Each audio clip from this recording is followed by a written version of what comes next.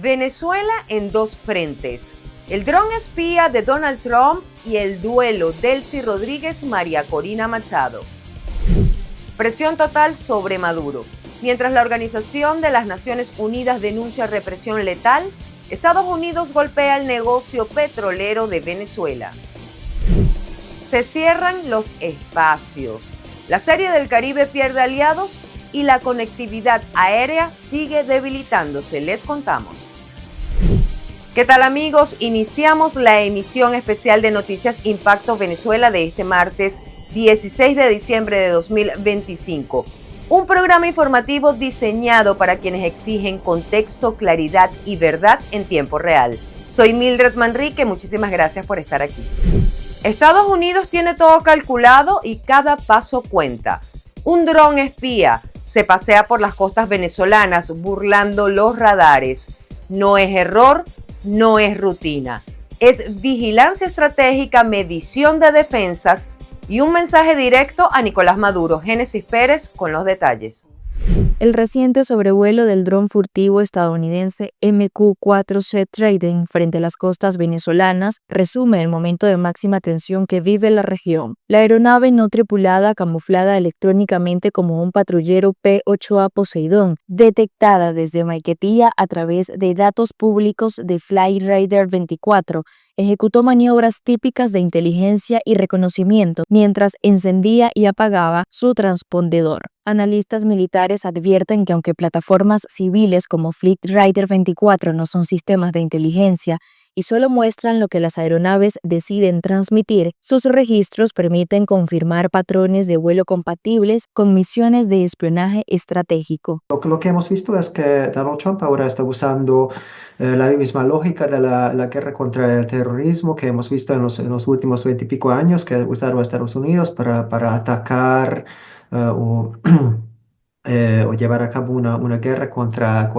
el terrorismo como tal. Lo que hemos visto es que tienen mucho más enfoque, digamos, en un enfoque unilateral en el uso de la fuerza en el hemisferio occidental, ¿no? El MQ-4C Trident, diseñado para vigilar rutas marítimas y recolectar inteligencia estratégica, se inscribe en una ofensiva más amplia de Washington contra el narcotráfico y los aliados del régimen de Caracas, orientada no a una confrontación directa e inmediata, sino a presionar, obtener inteligencia en tiempo real y dejar claro que el espacio aéreo venezolano está bajo vigilancia constante. En este marco, el teniente coronel retirado Guillermo Beltrán Vielma advierte que esta presión podría derivar en una salida de Nicolás Maduro del poder mediante una operación de precisión quirúrgica. Lamentablemente lo que es muy difícil en este momento decir con una cierta medida de certeza es qué va a pasar ahora con Venezuela. Donald Trump ya ha prometido el uso de las fuerzas militares en México también. En las últimas horas, Estados Unidos ha ejecutado otros ataques contra narcolanchas en el Caribe y el Pacífico, sumando así más de 26 embarcaciones destruidas y unas 90 personas neutralizadas, y forma parte de una estrategia regional de control y disuasión. Génesis Pérez para Impacto Venezuela. Venezuela vive un choque frontal por el poder. Delcy Rodríguez y María Corina Machado encarnan dos relatos irreconciliables: patria o traición, dictadura o libertad. Esto no es solo política, es una batalla que puede definir el futuro del país. Catherine García nos cuenta más. En Venezuela el poder se disputa en diferentes frentes. Entre ellos, se libra en el terreno simbólico. Hoy dos mujeres encarnan esa batalla con una intensidad que pocas veces es vista. Delcy Rodríguez, vicepresidenta del chavismo y figura clave, acusa a María Corina Machado de querer entregar la patria, pactar con paramilitares y promover una invasión extranjera. Machado, líder de la oposición venezolana y Premio Nobel de la Paz, por su parte se presenta como la voz de la libertad frente a lo que llama una dictadura criminal. No es un cruce de declaraciones, es un duelo por el alma del país. Sin duda alguna esto es una narrativa, están quizás aprovechando el hecho de que María Corina Machado recibió el Premio Nobel de la Paz en Oslo la semana pasada para utilizar esa palestra mundial, esa estatura mundial, para colarse, ¿no? De una manera oportunista, para colarse y tratar de compararse. Lo que hay es probablemente una táctica dilatoria como las que hemos visto en otras oportunidades, en la que se presenta a Delcy Rodríguez como una posible alternativa femenina, ya que la líder de la oposición, realmente la líder del gobierno electo de Venezuela, es una mujer. Delcy habla desde el poder, con un discurso de soberanía, antiimperialismo y defensa de los recursos nacionales. Su lenguaje es directo, emocional, cargado de símbolos históricos. Machado, en cambio, representa la ruptura, una visión liberal, aperturista, con promesas de reinstitucionalización y reinserción internacional. Ambas apelan a la emoción, pero desde las trincheras ideológicas opuestas. Y en este contraste, cada una construye su legitimidad ante un pueblo que observa, sufre y decide. Yo creo que María Corina Machado ha resultado ser un fenómeno de la política venezolana, una mujer que se ha ganado el corazón de la gente. Lo que vimos en Oslo fue una gran humildad de una persona que lo que quería era compartir con las otras personas, mientras que la vicepresidenta digamos, en ejercicio, pero usurpando el poder, carece de esa legitimidad que tiene María Corina Machado. Pienso que es más bien una escaramuza. Ojalá fuera un cambio cultural, porque en Venezuela las mujeres tienden a ser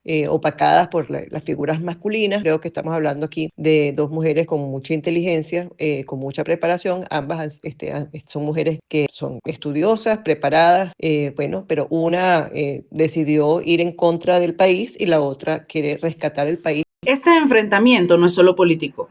Es cultural, generacional y profundamente simbólico. Por primera vez en décadas, dos mujeres lideran el debate nacional con discursos que no se tocan, que no dialogan, que se excluyen mutuamente. En ese choque de visiones se juega mucho más que la silla de Miraflores. Se juega el relato de quiénes somos, hacia dónde vamos como país y el futuro generacional de Venezuela. La Organización de las Naciones Unidas acusa ferozmente, familiares protestan y el régimen de Maduro lo niega todo. La presión internacional por los presos políticos en Venezuela también aumenta. Juliana Palmar nos amplía esta información. Insto a la liberación incondicional de todas las personas detenidas arbitrariamente por sus actividades en el espacio cívico, incluidos Rocío San Miguel, Javier Tarazona, Carlos Julio Rojas, Eduardo Torres y Kennedy Tejeda, sus familiares y 4 adolescentes que permanecen bajo custodia tras las elecciones de 2024. También insto a las autoridades venezolanas a que protejan la libertad de expresión, garanticen un entorno seguro. El alto comisionado de la ONU para los Derechos Humanos, Volker Turk, alertó que la situación en Venezuela no ha mejorado. Denunció detenciones arbitrarias, militarización de la vía pública y prácticas que, según dijo, alimentan el miedo y la autocensura, como el reclutamiento bajo coerción y la delación entre ciudadanos. La respuesta del gobierno fue inmediata. La delegación venezolana ante la ONU rechazó el informe y aseguró que forma parte de una estrategia de máxima presión impulsada por Estados Unidos para forzar un cambio político en el país. Se funda con el doble rasero que está matando el sistema de derechos humanos y usted, señor alto comisionado, deberá reflexionar si se corrige esta perversión destructiva o enfrenta el juicio de los pueblos y de la historia. Señor alto comisionado, debe usted darse cuenta, como máxima autoridad en temas de derechos humanos, de que el sistema ha caído por acción u omisión en la trampa de los poderes del mundo para que sea decretada la muerte de la Carta de la ONU, por ser inaplicable, irrelevante o simplemente caiga en estado de desuso. En Caracas, familiares de presos políticos llevaron la denuncia a las calles. En la Plaza Bolívar de Chacao instalaron la mesa de los que esperan, un mantel negro, velas encendidas y platos vacíos, cada uno con el nombre de un detenido. La mayoría fueron arrestados tras las elecciones presidenciales de julio del 2024, en medio de cuestionamientos al resultado oficial. Las consignas apuntaron a lo que aseguran no aparecen en los expedientes: procesos sin garantías, visitas negadas y total falta de información. Bueno, es realmente cruel, muy complicado y difícil, sobre todo ilegal, ¿no? Todo lo que están haciendo, las condiciones en las que están ellos detenidos, y por eso vamos a continuar y vamos a seguir pidiendo respuestas, vamos a seguir movilizando y logrando que más personas se solidaricen y puedan sumarse a esta campaña, a todas estas iniciativas para presionar y lograr que, bueno, que se visibilice en esta Navidad lo que es una realidad, ¿no? La ausencia de los familiares o de los presos en las casas de sus familiares, las mesas vacías y el dolor que esto significa, pero también buscar que los liberen en esta Navidad, que baje de verdad la cantidad de presos políticos, que disminuya, o mejor dicho, que se acabe esta situación de injusticia. La angustia se concentra en casos concretos. Juan Pablo Guanipa se encuentra en delicado estado de salud, pero su familia no sabe ni cómo está ni qué atención médica recibe. Padece enfermedades que requieren controles permanentes, mientras la opacidad oficial y las visitas restringidas mantienen a sus allegados en una espera marcada por el temor y la incertidumbre. Las manifestaciones que se han efectuado en los últimos días por parte del Comité de Familiares de los Presos Políticos Venezolanos refleja la situación en la que se encuentra Venezuela.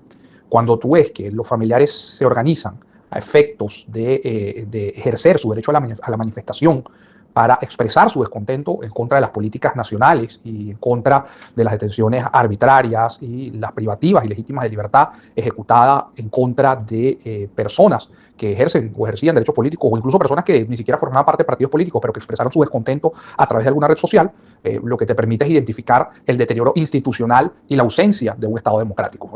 El clima de intimidación también alcanza a la prensa internacional. El periodista chileno Roberto Cox fue retenido durante 6 horas por la DGCIN en una zona fronteriza. El episodio refuerza las alertas sobre los riesgos que enfrentan periodistas y observadores, incluso en contextos donde no existe intención de ingresar formalmente al país, y confirma el cierre progresivo del espacio informativo en Venezuela. Para Impacto Venezuela, Juliana Palmar. Venezuela repunta en petróleo, pero el alivio es frágil. Estados Unidos incauta tanqueros, endurece sanciones y vigila los vínculos con Irán. Cuba toma distancia, mientras la tensión geopolítica sacude el mercado del crudo en el Caribe. María José Prado con el informe. Venezuela vuelve a bombear más petróleo, pero el repunte llega bajo sospecha. Estados Unidos endurece la presión y ya autorizó más incautaciones de tanqueros con crudo venezolano en aguas internacionales. En cierta manera, la actitud que uno nota en Venezuela, en muchos sectores, especialmente las empresas que están dedicadas a la explotación petrolera, que mantienen como una indiferencia, una ignorancia al mundo exterior que les rodea. Ellos siguen manifestando una incredulidad a que hay una situación de emergencia exterior que se ha manifestado con la incautación de uno de los mayores buques de transporte de crudo al Asia. Washington va más allá. Hasta 18 buques sancionados están en aguas venezolanas y millones de barriles permanecen detenidos, mientras la Casa Blanca advierte que puede confiscar cualquier barco vinculado al crudo de PDVSA. Un exfuncionario le explicó a ABC de España que un esquema de triangulación financiera entre China, Venezuela e Irán está basado en fondos procedentes de la venta de petróleo iraní a China, que quedaban bloqueados allí por las sanciones de Estados Unidos y Europa. Venezuela tendría que paralizar la producción petrolera por cuanto no tiene capacidad de almacenamiento, y el impacto que tendría en el mercado energético exterior es relativamente pequeño. No va a ser de un impacto como podría haber causado si el volumen de exportación fuera significativo. Pero en Estados Unidos, donde llegan muy pocos barriles venezolanos, prácticamente en ausencia de Chevron, que ahora es cuando va a comenzar a llevar volúmenes de nuevo, son 200,000 a lo sumo. Y esto de verdad que en un mercado que hoy día no está en una situación de déficit, sino que está bien equilibrado, pudiera significar, pero un aumento muy pequeño, muy leve, porque bueno, Venezuela de verdad que no tiene mayor impacto en el mercado mundial de petróleo. El petróleo vuelve a ser el eje del pulso geopolítico. Estados Unidos aprieta, Cuba marca distancia e Irán aparece en el radar. El repunte petrolero venezolano avanza, pero bajo la sombra de sanciones, incautaciones y un conflicto que sigue escalando. Migración bajo fuego político. Nicolás Maduro y José Antonio Kast escalan el conflicto, mientras los venezolanos en Chile quedan atrapados en la disputa. Quique Frías con el reporte. Nicolás Maduro decide convertir a la migración venezolana en una bandera y excusa política para amenazar al presidente electo de Chile, José Antonio Kast. Lo que sí yo me meto es decirle a este señor Kapp, usted podrá ser seguidor de Hitler y educado en los valores de Hitler. Usted podrá ser pinochetista, convicto y confeso, pero cuidadito, le toca un pelo a un venezolano. A los venezolanos se respeta, cuidadito. Escúchenme bien, ¿no? La respuesta, sin amenazas y sin descalificativos, no se hizo esperar. Kast, que barrió en las pasadas elecciones presidenciales, solo se limitó a recordarle a Maduro que es perseguido por narcotráfico. Las palabras de Maduro me tienen sin cuidado, que es un dictador, un narcodictador, y que hoy día está pasando momentos difíciles por la presión que está ejerciendo Estados Unidos, seguramente luego quizás otros países, porque la exportación de la droga no es aceptable. El cruce entre el líder del régimen venezolano y quien asumirá la presidencia de Chile en 2026 se da en un momento de tenso clima migratorio, discusión de control fronterizo y, más importante aún, posibles deportaciones de venezolanos que pueden regresar a la pesadilla de la que tuvieron que huir. El choque entre Maduro y Kast era esperable, era natural, probablemente es una medida de Maduro para desviar la atención. Entonces, digamos, la amenaza de Maduro es prácticamente básicamente demostrándole a el gobierno de Chile que todavía podría tener alguna influencia desestabilizadora con algunas cosas que estén ocurriendo en ese país. Hay que ver el tema del régimen de Nicolás Maduro en el contexto actual. Una de las cosas que es importante es que él está tratando de buscar apoyos internacionales que en las Américas se le están acabando, o sea, salvo Nicaragua y Cuba, posiblemente no le queden ya muchos amigos. Asfixiado por la presión estadounidense, ¿hasta qué punto el régimen de Maduro utiliza el tema migratorio como arma política para desviar responsabilidades internas? La respuesta de Kast no era anormal, llamémoslo de esta forma, es una muy esperable. ¿Por qué? Porque ya de por sí la derecha chilena y parte de la izquierda, aunque la mayoría de la derecha chilena, ha visto el problema de la migración venezolana como uno de los temas centrales y lo asocian directamente en correlación con la ola de inseguridad que vivió Chile, particularmente en los últimos 5 años. Será ver cómo lo maneja, digamos, José Antonio Kast a futuro. Según estimaciones, cerca de 500.000 venezolanos se encuentran en Chile en situación irregular, expuestos a un proceso de deportación durante el nuevo gobierno de Kast. En ese contexto de vulnerabilidad, son fáciles herramientas del régimen de Maduro como argumento de confrontación internacional. Reportó para ustedes Quique Frías, Impacto Venezuela. La agenda internacional se acelera y los titulares no pasan desapercibidos. Echemos un vistazo a lo más destacado en los medios de comunicación en Internet. Comenzamos con impactovenezuela.com. República Dominicana, México y Puerto Rico no asistirán a la Serie del Caribe en Venezuela. La Serie del Caribe 2026 entra en terreno crítico. La Confederación de Béisbol Profesional confirmó que las ligas de estos 3 países no participarán en el torneo previsto del 1 al 7 de febrero en Venezuela, al considerar que no existen condiciones mínimas de seguridad y estabilidad para celebrar el evento en el país. Según el comunicado oficial, la decisión responde a factores externos vinculados a la situación política y militar de Venezuela frente a Estados Unidos, elementos que según la Confederación representan un riesgo para las delegaciones, jugadores y personal técnico. Aunque el organismo reconoció que la Liga Venezolana de Béisbol Profesional cuenta con la capacidad organizativa, dejó constancia de la negativa formal e irrevocable de estos 3 países a asistir, una decisión que fue comunicada según el texto en un marco de respeto institucional, pero que pone en duda la viabilidad del evento en suelo venezolano. Copa Airlines extiende hasta el 15 de enero la suspensión de vuelos desde y hacia Venezuela. La aerolínea explicó que la medida responde a que la pista principal del Aeropuerto Internacional de Maiquetía aún no está plenamente operativa, incluido el sistema de aterrizaje por instrumentos, elemento clave para garantizar la seguridad de las operaciones. Esta es la tercera prórroga desde que la suspensión fue aplicada el pasado 4 de diciembre en un escenario que coincide con un aumento de la tensión política y militar entre Venezuela y Estados Unidos, lo que añade presión al ya limitado panorama de conectividad aérea del país. Ante la alta demanda de la temporada, Copa informó que reforzó las frecuencias entre Panamá y Cúcuta en la frontera colombo-venezolana, como ruta alternativa para los viajeros con destino final Venezuela.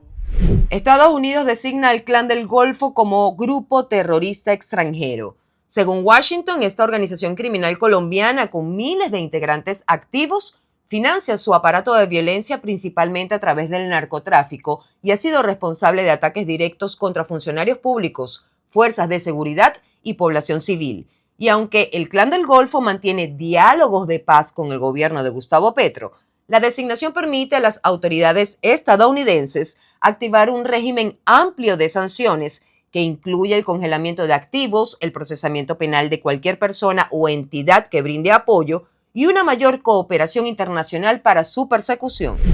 Amigos, muchísimas gracias por su sintonía. Recuerden que Impacto Venezuela estará en programación especial hasta el 4 de enero de 2026 con reportajes, entrevistas y seguimiento noticioso a los últimos acontecimientos. Recuerden que pueden visitar www.impactovenezuela.com y nuestras redes sociales @ImpactoVE para más. Activen las notificaciones en YouTube. Muy atentos a todo lo que tenemos preparado para ustedes. Soy Mildred Manrique. Hasta la próxima.